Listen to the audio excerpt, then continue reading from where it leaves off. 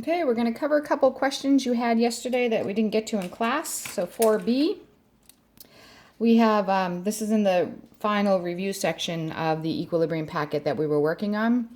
So we have a K given to us, and then we were given the ice table to fill in, and we were told initially this 5.4 concentration of H2 gas, and there's no concentration of the hydrocyanic gas.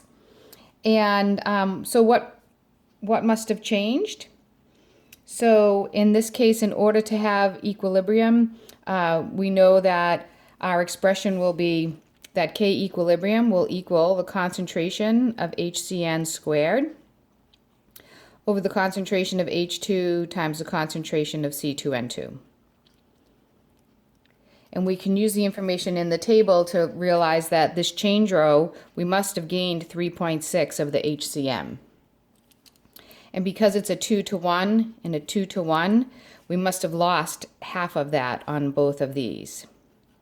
And so we can figure out our equilibrium concentration for the H2. If we do 5.4 minus 1.8, we get 3.6 of this, I believe. All right, I'll just double check on the calculator. 5.4 minus 1.8.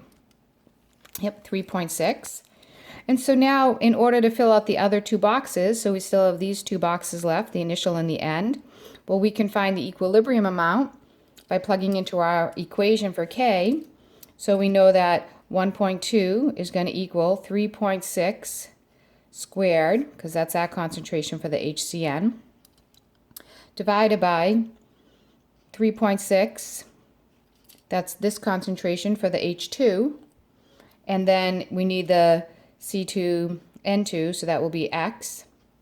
And if I simplify this, the 3.6 squared over 3.6 times X, one of these cancels. And so we have 1.2 equals 3.6 divided by X. So 1.2 times X equals 3.6, so X has to equal 3. So this is 3.0. And in order to have lost 1.8 and make 3.0, this must be 4.8. That's how you fill in that ice table logically.